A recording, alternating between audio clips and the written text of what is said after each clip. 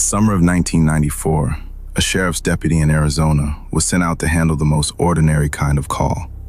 A rental truck, sitting in a quiet country club neighborhood that somebody suspected had been stolen. It should have been nothing.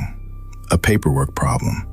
A misunderstanding over a moving truck that had not been returned on time. The deputy went to check the truck. A large yellow rental truck, the sort of thing you see on any given moving day. And in the back of it, there was a chest freezer. There was no obvious reason for a freezer to be locked away in the back of a rental truck. So they opened it. Inside, frozen and preserved, was the body of a young woman. She was still wearing the clothes she had put on for a night out, clothes she had last been seen in 3 years earlier, more than 400 miles away, in another state, on the night she vanished.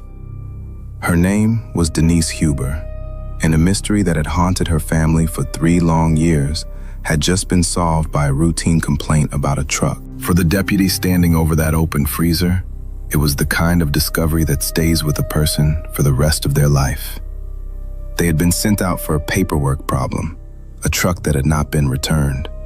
They had found a murdered woman, frozen and preserved, and the end of a case that had gone cold hundreds of miles away in another state. And far off in California, a family that had spent 3 years praying for their daughter's safe return was about to receive, in a single moment, both the worst news imaginable and the answer they had refused to stop demanding. To understand how she ended up there, we have to go back to a warm June night in 1991. Denise Huber was 23 years old. She was a young woman from Newport Beach, California, with her whole life stretched out in front of her.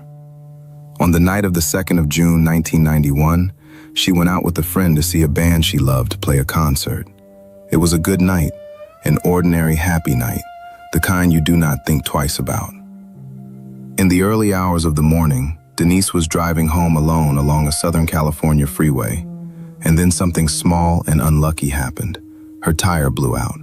She pulled over to the side of the road. She was alone, in the dark, late at night, on the shoulder of a freeway with a disabled car.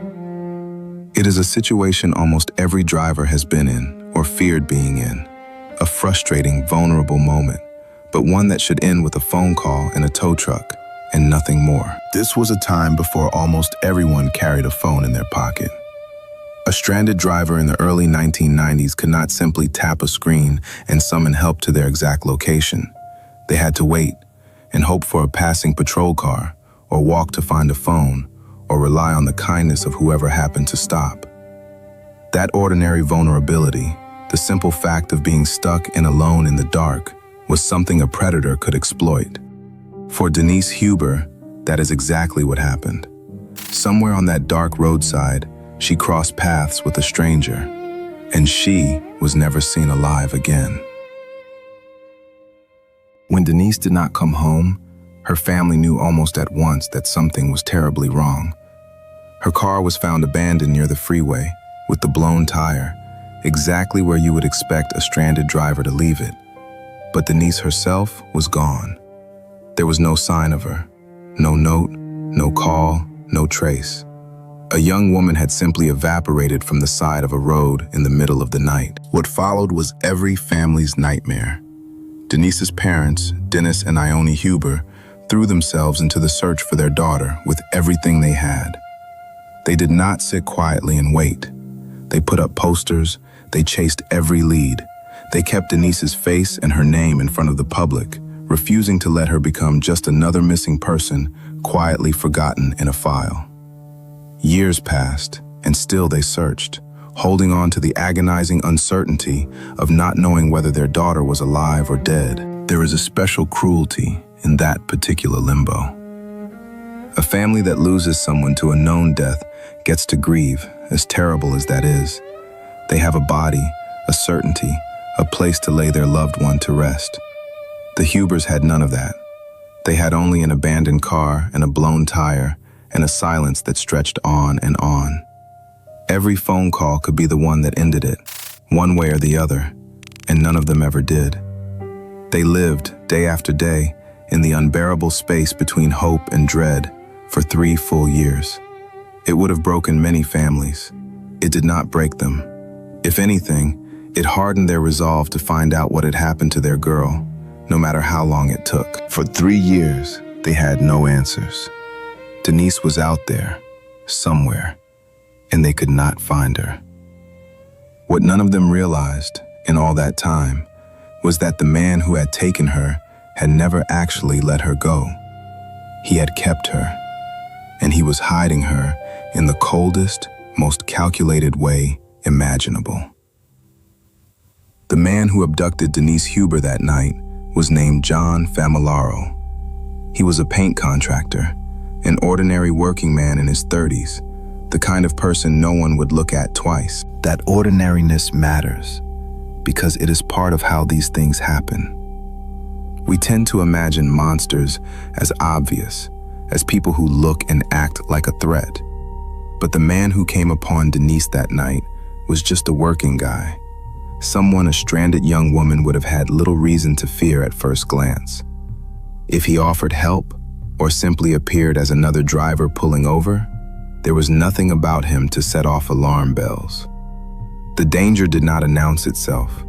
It arrived wearing the face of someone completely unremarkable, which is exactly what made it so effective. On that June night, investigators believe he saw Denise stranded and alone on the roadside, recognized how vulnerable she was, and seized his chance. He took her from that freeway to a warehouse unit he rented for his painting business. What he did to her there was savage beyond words. Denise was restrained, sexually assaulted, and beaten to death with brutal, overwhelming force, struck in the head dozens of times with a hammer and a nail tool. This was not a crime of a single panicked moment. It was cruel, and it was total. And then, rather than dispose of her body in the way most killers try to, John Familaro did something that sets this case apart.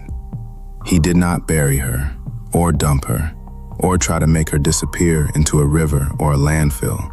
He bought a freezer, placed Denise inside it, and kept her. He held onto her body, frozen and hidden, for 3 entire years, while her family searched the world for her and grieved without ever knowing.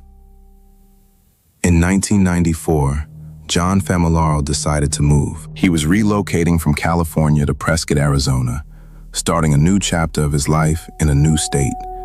And when he packed up his belongings to make that move, he did not leave Denise behind.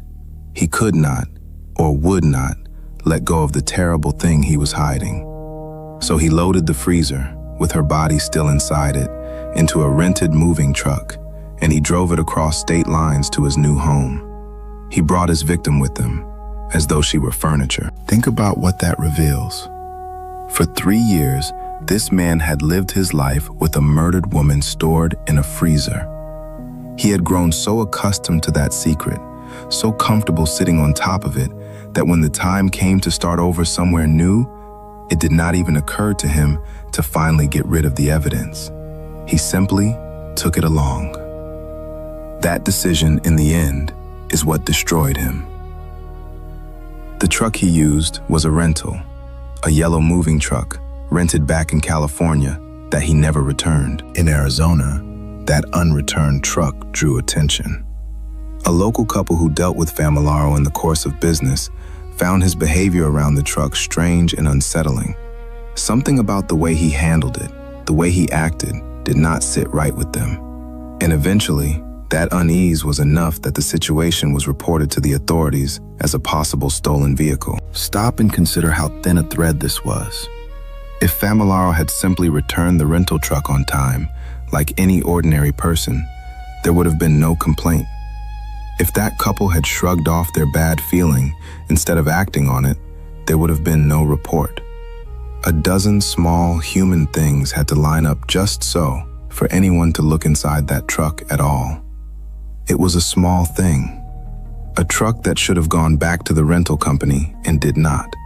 The kind of minor loose end that gets tidied up every day without anyone thinking twice. But when deputies came to look at that truck, parked there in a quiet Arizona neighborhood, they found the freezer in the back. And when they opened the freezer, 3 years of a family's desperate searching came to a sudden, devastating end. There was Denise Huber, preserved in the cold, still dressed for a night out that had happened a lifetime ago and hundreds of miles away. He had gotten away with it for 3 years. And he was undone not by a brilliant detective, not by a confession, not by a witness, but by a complaint about a truck that had not been brought back on time. John Famularo was arrested in July of 1994. The evidence against him was overwhelming and horrifying. Denise's body, kept all that time in his own possession, told much of the story on its own. He was brought back to California to stand trial for what he had done to her. In 1997, a jury convicted John Famularo of the first-degree murder of Denise Huber, along with the special circumstances that she had been killed during a kidnapping and a sexual assault. For the abduction, the murder, and the cold, deliberate years he spent hiding her, he was sentenced to death. He was sent to death row, where the conviction and the sentence were later upheld. For the Huber family, the verdict could not undo a single moment of what had happened. Their daughter was gone, and she had suffered horribly, and no courtroom could give her back. But after 3 years of not knowing, and then the shock of how she was found, they at last had the truth, and they saw the man responsible held to account for it. In the years that followed, Dennis and Ione Huber did not simply retreat into private grief. They took the unimaginable loss of their daughter and turned it outward, becoming voices for victims and the families of victims, people who understood from the inside what it means to have a loved one taken and to fight through a system for answers. It was their way of making sure that Denise stood for something, that her name meant more than the horror of how she was found. A young woman who deserved to grow old became, through her parents, a reason for others to be treated with more compassion. Now sit with what this case really tells us. There is a particular kind of horror in how random it all was. Denise Huber did nothing wrong.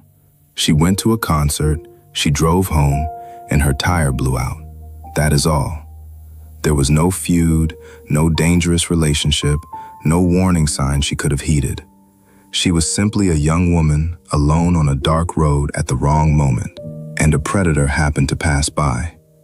It is the kind of story that unsettles people, precisely because it could have been almost anyone. And then there is the cold, patient evil of what came after. Most killers, whatever else they are, want distance from what they have done. They hide the body and move away from it. John Famularo did the opposite. He kept Denise close, frozen and preserved for 3 years, and carried her with him when he moved, treating the woman whose life he stole as an object to be transported. That is a darkness that is genuinely hard to comprehend. But there is one more lesson in this case, and it is the one worth holding on to. Famularo believed he had control of his secret completely. He had hidden Denise so well and for so long that he must have felt untouchable. And in the end, it was the smallest, most mundane thing that brought it all down. A rental truck returned late. That was all it took. He controlled the big things, the freezer, the move, the silence of 3 years.